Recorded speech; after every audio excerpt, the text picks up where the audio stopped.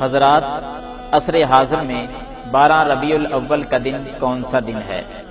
یہ وہی دن ہے جس دن خوشی کا نام لے کر بے حیائی کو فروغ دیا جاتا ہے، ثواب کا نام دے کر گناہ کمایا جاتا ہے، سنت کا نام لے کر بدعت کو رواج دیا جاتا ہے، نبی کے نام پر شیطان مردود کو خوش کیا جاتا ہے، دعویٰ عاشق رسول کا کرتے ہیں جبکہ بدبو گستاخ رسول کی آتی ہے۔ ہاں یہ وہی دن ہے، میلاد مصطفیٰ کے نام پر جشن اور بے حیائی رواج پاتی ہے۔ آپ پوچھنے میں حق بجانب ہوں گے کہ گستاخ رسول کی بدبو عاشق رسول سے کیسے آ سکتی ہے، جشن کے نام پر بے حیائی رواج کیسے پا سکتی ہے؟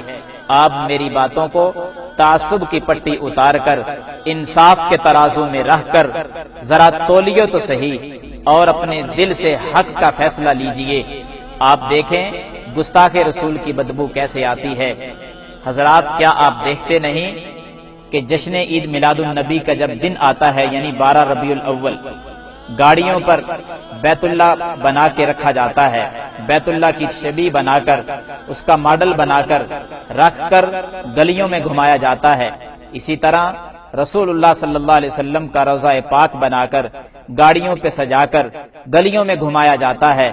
اسی طرح گستاخی اس حد تک بھی پہنچی، جیسا کہ آپ دیکھ بھی رہے ہیں کہ 12 ربیع الاول کے دن نبی صلی اللہ علیہ وسلم کا روضہ بنایا گیا۔ کس جگہ پہ بنایا گیا؟ لا حول ولا قوت الا باللہ، ایسی جگہ پہ بنایا گیا، گندا نالا بہ رہا ہے، گٹر کا گندا پانی ہے، اوپر میرے پیغمبر صلی اللہ علیہ وسلم کا پاک روضہ بنایا ہوا ہے۔ گستاخی کس کو کہا جاتا ہے؟ پھر بھی کہتے ہیں کہ جو جشن مناتے نہیں وہ گستاخ ہیں۔ گستاخی کس کو کہا جاتا ہے؟ پاک روضہ گٹر کے گندے نالے کے اوپر بنا کر ثابت کیا کیا؟ الیاذ باللہ، استغفر اللہ، نام نہاد عاشق جو ہیں یہ گستاخی اس طرح کما رہے ہیں۔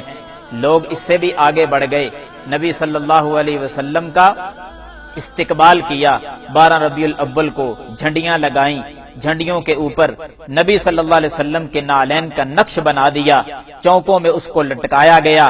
استقبال کس کا؟ رسول اللہ صلی اللہ علیہ وسلم کا۔ لا حول ولا قوت الا باللہ، نبی کا استقبال نبی کے جوتے کے ساتھ کیا گیا۔ لا حول ولا قوت الا باللہ۔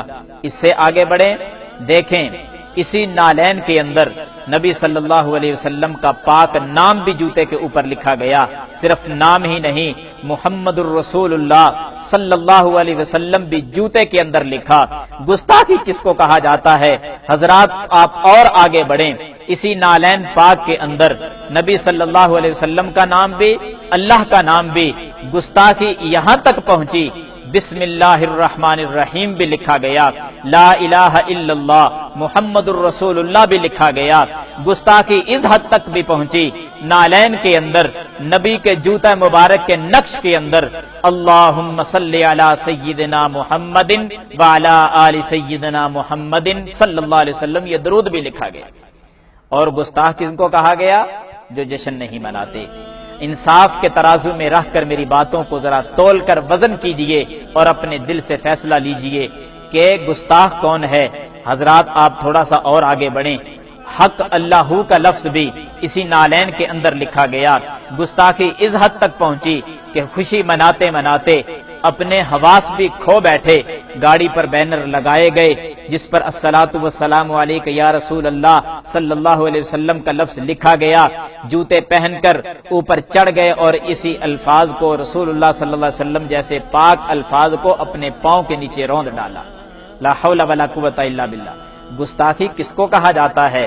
حضرات، اگر آپ تھوڑا سا اور آگے بڑھیں، گستاخی اس حد تک بھی پہنچی ہے کہ سینمے کے آگے بینرز لگا دیے گئے، اشتہار اس خوشی میں اوپر لکھا گیا جشن عید میلاد النبی صلی اللہ علیہ وسلم کی خوشی میں آج 4 شو ہوں گے۔ لا حول ولا قوت الا باللہ۔ کیک بنائے گئے، نام محمد لکھا گیا، لفظ اللہ لکھا گیا، پھر بڑی بڑی چھری اور چاقوؤں کے ساتھ اس لفظ اللہ کو کاٹ دیا گیا۔ پوچھنا چاہتا ہوں کہ لفظ محمد صلی اللہ علیہ وسلم کو کاٹ کر خود ہی کھایا گیا اور گستاخی کا دھبا کسی اور پہ لگایا گیا۔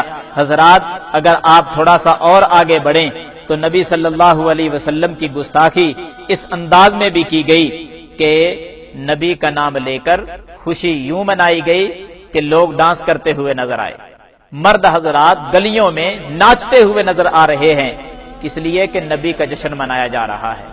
نبی کے نام پر بے حیائی کو فروغ کیسے دیا جاتا ہے، لڑکیاں ناچنے لگیں، اس حد تک یہ گستاخی پہنچی، نبی کا نام استعمال کیا گیا، خوشی کا لفظ بول کر بے حیائی اس قدر بنت حوا کو بے پردہ کر کے چوکوں میں لا کر اس کو ناچ اور ڈانس اس سے کروایا گیا۔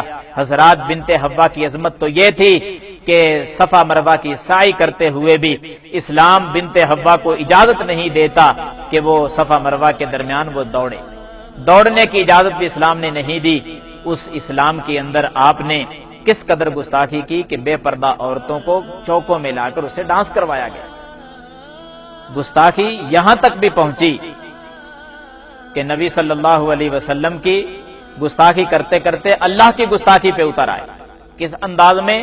دیکھیں، بیت اللہ نقلی بیت اللہ بنایا گیا، نقلی بیت اللہ بنا کر اور جتنے بھی اولیاء کے دربار ہیں، مزار ہیں، ان کے دربار بنائے گئے، اور پھر ایک ریل کی شکل دے کر بیت اللہ جو نقلی بنایا تھا اس کے ارد گرد تمام اولیاء کے مزار بنا کر ان کو گھمایا گیا، یہاں تک بینر لگا دیے گئے کہ سوائے ابلیس کے سبھی خوشیاں منا رہے ہیں۔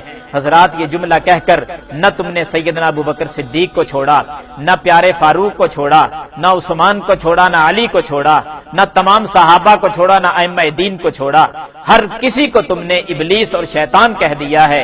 گستاخ پھر بھی وہ ٹھہرے جو جشن نہیں مناتے۔ فیصلہ تم نے کرنا ہوگا، انصاف کے ترازو میں رہ کر ذرا وزن کیجئے اور اپنے دل سے حق کا فیصلہ لیجئے کہ گستاخ کون ہے۔ اللہ تعالی ہم سب کا حامی و ناصر ہو۔ وآخر دعوانا الحمدللہ رب العالمین۔